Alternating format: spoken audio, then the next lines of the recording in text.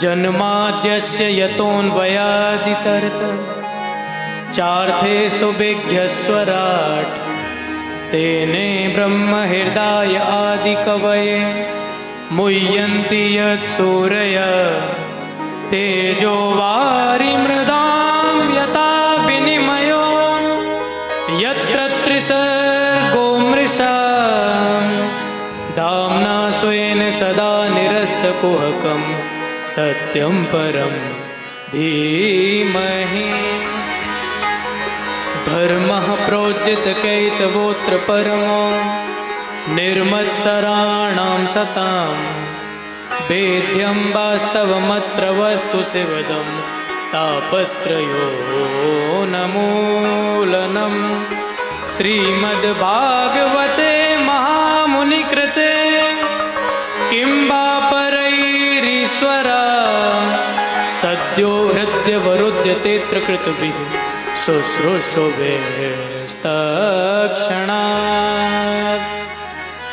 निगमकल्पतरोर्गलितं फलं सुखमुखात् अमृतद्रवसंयुतं पिबत भागवतं रसमालयं मुहुरहो रसिका भुवि भावुका मुहुरहो रसिका भुवि भावुका मुहुरहो रसिका भुवि भावुकः। जन्माद्यस्य यतोऽन्वयादितरतश्च, जिनसे सृष्टि का पालन सृजन और संहार होता है, जो अभिज्ञ हैं, जो स्वराट हैं, जिन्होंने आदि कवि ब्रह्मा को चतुर्श्लोकी भागवत प्रदान की सृष्टि के लिए, जो स्वयं तेजमय हैं, ऐसे सत्य स्वरूप भगवान को हम सभी प्रणाम करते हैं। ये जो सत्य है ना सज्जनों, यही भगवान का स्वरूप है। जिसके पास सत्य है उसके पास सब कुछ है। यहाँ नाम नहीं लिया, व्यास जी ने किसी का नाम नहीं लिया, सभी को सत्य से संबोधित किया। देवी ने पूछा कि व्यास जी आपने इतने सुंदर ग्रंथ की रचना करी, लेकिन आपने हमें स्मरण नहीं किया, हमारा मंगलाचरण नहीं किया। तो व्यास जी ने कहा कि देवी आप सत्य नहीं है क्या? देवी ने कहा नहीं, सत्य तो हम भी हैं। गणेश जी ने कहा कि भाई कोई भी शुभ कार्य करते हैं तो सबसे पहले गणेश पूजन होता है, लेकिन हमारी वंदना नहीं करी व्यास जी आपने। तो व्यास जी ने उनसे भी कहा कि भाई सत्य तो आप भी हैं।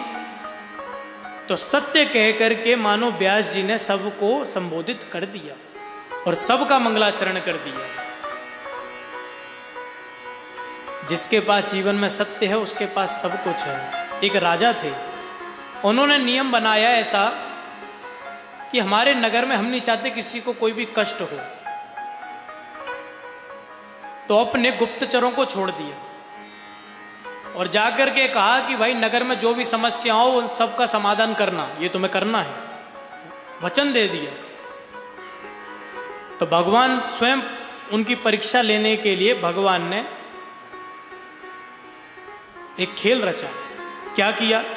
बोले एक बार भगवान स्वयं एक भिखारी का वेश धारण करके आ गए और फटे हुए वस्त्र बेच रहे थे। गुप्तचरों ने देखा कि हमारे महाराज का आदेश है कि भाई जो कुछ भी मिले जैसा भी हो, शाम के समय अगर किसी का कोई सामान ना बिका हो तो तुम उसको खरीद लाना। तो जाकर के पूछा भाई इनका मोल क्या है? उसने कहा इनका मोल है 10,000। 10,000?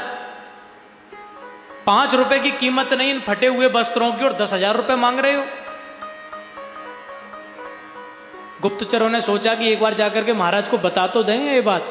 तो गुप्तचर पहुंचे महल में। तो महाराज जो थे उन्होंने कहा कि मैं अपनी वाणी से कह चुका हूं, मेरी वाणी का कहा हुआ असत ना हो जाए, इसलिए उसको 10,000 रुपए भी दे करके तुम उसको खरीद करके लाओ। 10,000 में खरीद करके लेकर के आए।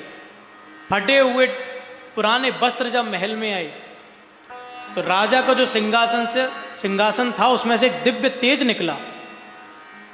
राजा ने जैसे ही देखा कि यह तो लक्ष्मी है, प्रणाम किया, पूछा देवी आप कहां?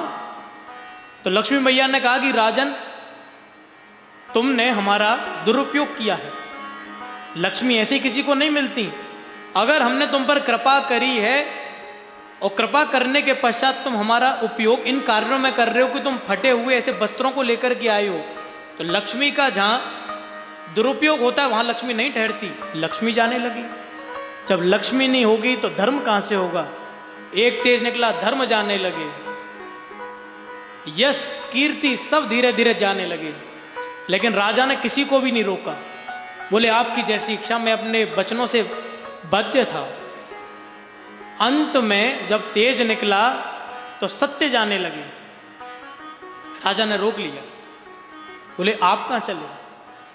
बोले जब सब चले गए तो हम रह के क्या करेंगे?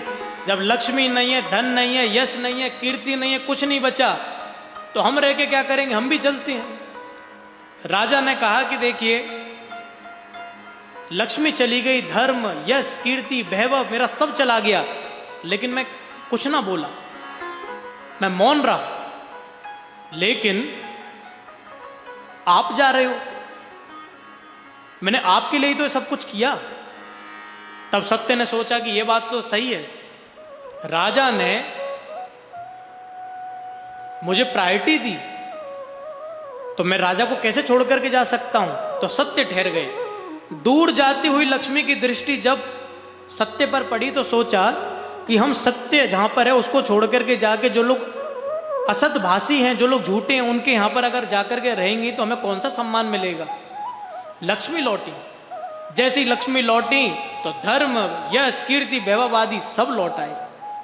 तो ये जो सत्य है वो ही भगवान का स्वरूप है।